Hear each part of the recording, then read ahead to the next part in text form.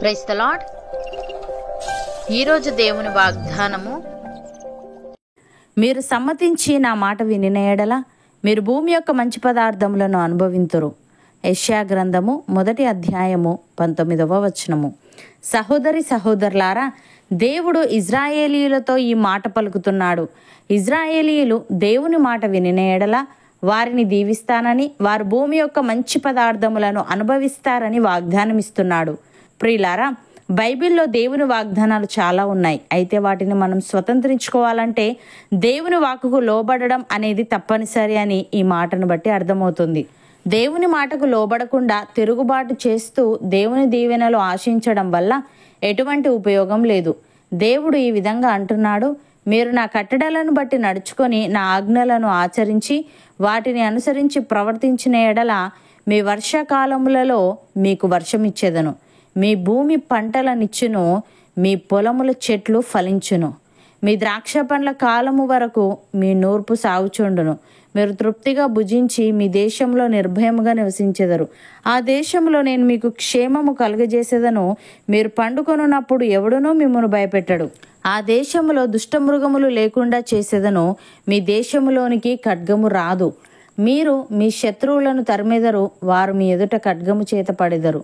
మీలో 5 100 మందిని తరుముదురు, 100 మంది 10,000 మందిని తరుముదురు.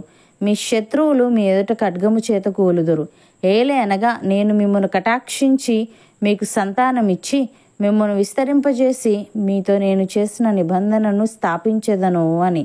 ప్రియులారా, యెహోవా ఆశీర్వాదము నొందిన వారు భూమిని స్వతంత్రించుకొందురు.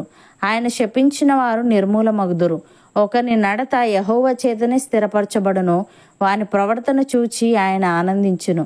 యెహోవా అతని చెయ్యి పట్టుకొని ఉన్నాడు గనుక అతడు నేలను పడినను లేవలేకయుండడు. కీర్తనకారుడు ఈ విధంగా అంటున్నాడు, యెహోవా నా కాపరి, నాకు లేమి కలుగదు. పచ్చిక గల చోట్లను ఆయన నన్ను పరుండజేయుచున్నాడు. శాంతికరమైన జలముల యొద్ద నన్ను నడిపించుచున్నాడు. నా ప్రాణమునకు ఆయన సేద తీర్చుచున్నాడు. తన నామమును బట్టి నీతి మార్గములలో నన్ను నడిపించుచున్నాడు.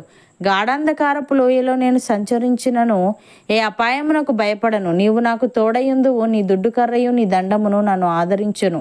నా శత్రువుల ఎదుట నీవు నాకు భోజనము సిద్ధపరచుదువు, నూనెతో నా తల అంటి ఉన్నావు.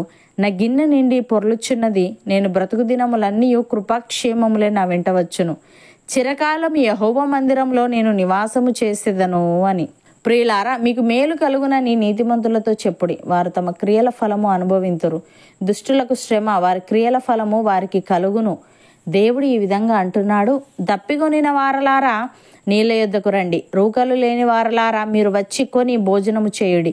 రండి, రూకలు లేకపోయినను ఏమీ నీయకయే ద్రాక్షారసమును పాలును కొనుడి. రూకలు లేకపోయినను ఏమీ నీయకయే ద్రాక్షారసమును పాలను కొనుడి. ఆహారము కాని దాని కొరకు మీరేలా రూకలిచ్చెదరు? సంతుష్టి కలుగజేయని దాని కొరకు మీ కష్టార్జితమును ఎందుకు వ్యయపరిచెదరు? నా మాట జాగ్రత్తగా ఆలకించి మంచి పదార్థము భుజించుడి. మీ ప్రాణము సారమైన దాని యందు సుఖింపనీయుడి. చెవియొగ్గి నా యొద్దకు రండి, మీరు వినిన యెడల మీరు బ్రతుకుదురు. నేను మీతో నిత్య నిబంధన చేసేదను, దావీదునకు చూపిన శాశ్వత కృపను మీకు చూపుదును అని. సహోదరి సహోదరులారా, యెహోవాయే జ్ఞానం ఇచ్చేవాడు. తెలివియు వివేచనయు ఆయన నోట నుండి వచ్చును. ఆయన యథార్థవంతులను వర్ధిల్లజేయును. యుక్త మార్గము తప్పక నడుచుకుని వారికి ఆయన కేడముగానున్నాడు. న్యాయము తప్పిపోకుండా ఆయన కనిపెట్టును. తన భక్తుల ప్రవర్తనను ఆయన కాచును. నమ్మిన వారు నాతో పాటు ప్రార్థనలో ఏకీభవించండి. పరిశుద్ధుడా, ప్రేమగల తండ్రి, మేము సమ్మతించి నీ మాట వినిన యెడల భూమి యొక్క మంచి పదార్థములను అనుభవింతుమని, మేము నీ వాగ్దానాలను స్వతంత్రించుకోవాలంటే నీ వాక్కుకు లోబడడం అనేది తప్పనిసరి అని నీవు తెలియజేశావు. తను నీకు స్తుతులు. దేవా, మేము నీ మాట జాగ్రత్తగా ఆలకించి మంచి పదార్థము భుజించి మా ప్రాణము సారమైన దాని అందు సుఖింపనీయుటకు సహాయము దయచేయమని, నీవే మాకు కాపరిగా ఉండి మా ప్రాణమునకు సేదదీర్చి నీ నామమును బట్టి నీతి మార్గములలో మమ్ములను నడిపించమని, మేము బ్రతుకు దినములన్నీ కృపాక్షేమములే మా వెంట వచ్చి చిరకాలము నీ మందిరంలో నివసించే గొప్ప భాగ్యం మాలో ప్రతి ఒక్కరికి నీ దయచేయమని యేసుక్రీస్తు నామమున ప్రార్థిస్తున్నాము తండ్రి. ఆమెన్.